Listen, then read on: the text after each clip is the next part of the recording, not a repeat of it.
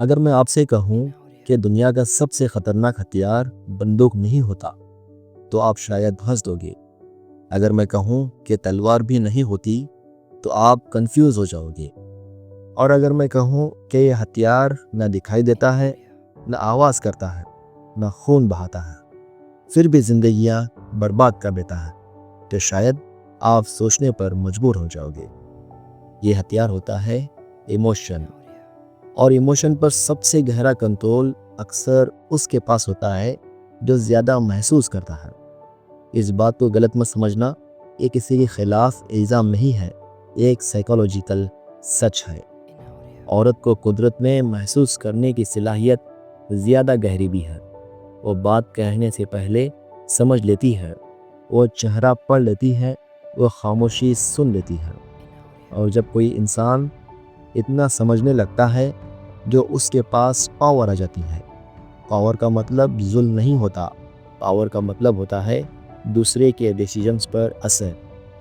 और जब ये पावर बिला शौर इस्तेमाल होने लगे, तो वहीं से डार्क साइकोलॉजी शुरू होती है। डार्क साइकोलॉजी का मतलब ये नहीं कि कोई जानबूझकर बुरा हो। ज़्यादातर लोग जो मैनिपुलेट करते हैं, उन्हें खुद भी नहीं पता कि वो मैनिपुलेट कर रहे हैं।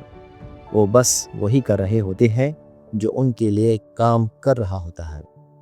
औरत जब दर्द औरत जब डार्क साइकोलॉजी का इस्तेमाल करती है, तो वो अग्रेसिव नहीं होती, वो डिफेंसिव होती है। वो इमोशनल होती है और इसीलिए ज़्यादा डेंजरस होती है। उसका पहला कदम होता है समझना। वो देख लेती है कि आप किस बात से डके हो। वो महसूस कर लेती है कि आप किस चीज़ के भूखे हो। वो पहचान लेती है कि आपको सबसे ज़्यादा किस चीज़ की ज़रूरत है।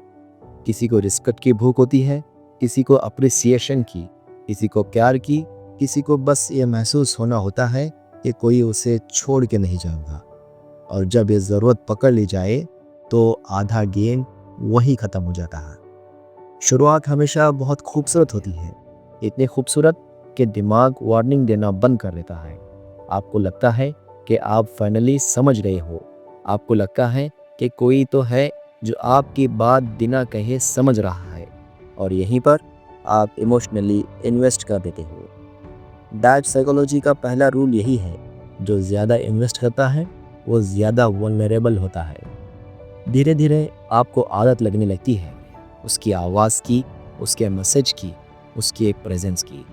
और आदत प्यार से ज़्यादा खतरनाक होती है। फिर एक दिन कुछ बदलने लगता है। वो चीज़ जो आपको फ्री में मिल रही थी, अब रेयर होने लगती है। रिप्लाइज लेट होने लगते हैं, टोन बदलने लगता है, इंटरेस्ट कम दिखने लगता है। और आप ये नहीं सोचते कि सामने वाला बदल रहा है। आप ये सोचते हो कि शायद आप ही कम पड़ रहे हो। यही वो जगह है जहाँ डार्क साइकोलॉजी आपके दिमाग पर कब्जा कर लेती है। आप ज़्यादा ट्राई करते हो, ज़्यादा एडजस्ट करते हो, ज़्यादा एक्सप्लेन करते हो। और जो जितना ज़्यादा एक्सप्लेन करता है, वो उतना ही कम पावरफुल हो जाता है। इस बीच एक और चीज़ शुरू होती है, इमोशनल गिल्ट। ऐसे सेंटेंसेस जो सीधे नहीं लगते, लेकिन दिल पर बोझ डाल देते हैं। तुम बदल गए हो, मैं ही ज़्यादा एक्सपेक्ट कर लेती हूँ, मैं तो बस प्यार करती हूँ। ये बातें इल्ज़ाम नहीं होती, ये ट्रैप होती हैं। क्योंकि इनका जवाब देते देते आप खुद को कटघरे में खड़ा कर देते हो। डार्क साइकोलॉजी का सबसे गहरा हथियार विक्टिम बन जाना होता है। विक्टिम बनना मतलब रोना नहीं होता, विक्टिम बनना मतलब अपनी जिम्मेदारी छुपा देना होता है। जब भी सवाल अनकंफर्टेबल हो, जब भी लॉजिक प्रेशर डालने लगे, तब अचानक इमोशंस का फ्लड आ जाता है।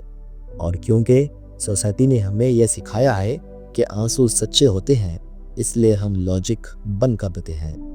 लेकिन साइकोलॉजी कहती है कि इमोशंस भी सीखे जाते हैं, और जो इमोशंस का यूज़ करना सीख जाए, वो सिचुएशंस का यूज़ भी कर लेता है।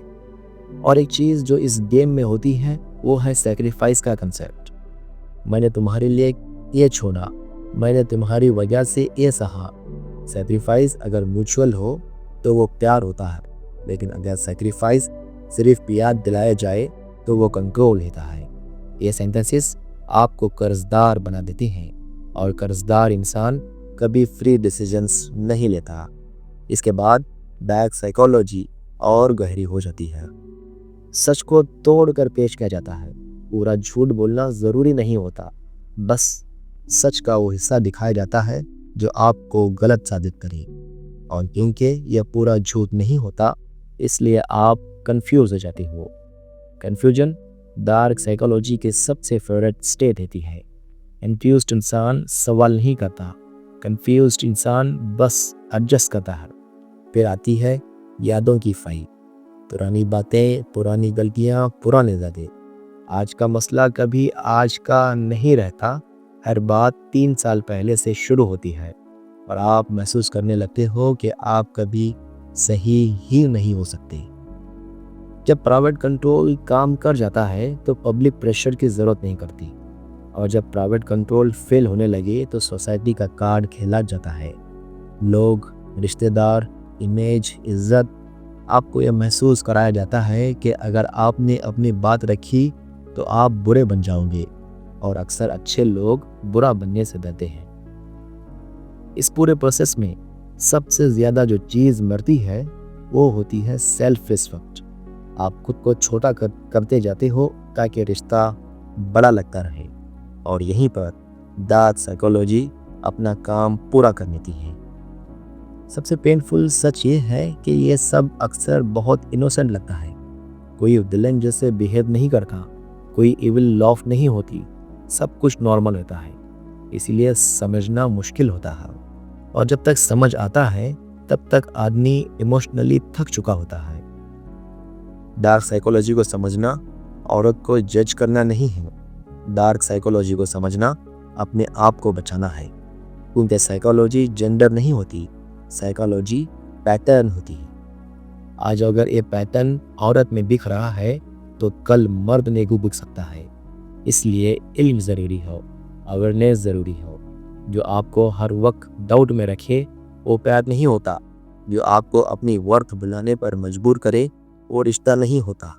और जो आपको इमोशनली कमज़ोर करके अपनी ज़रूरत बना ले वो अटैचमेंट होता है, कनेक्शन नहीं। डार्क साइकोलॉजी का इल्म आपको पत्थर दिल नहीं बनाता, ये इल्म आपको ज़िंदा रखता है। क्योंकि जो इंसान इमोशन को समझ लेता है वो फिर इमोशन का गुलाम नहीं रहता, और जो गुलाम नहीं होता उसी के पास असली चॉइस होती है। अगर मेरी बातें हकीकत लगी हों तो चैनल को सब्सक्राइब करें, शेयर और लाइक करना न भूलें। Thanks for watching.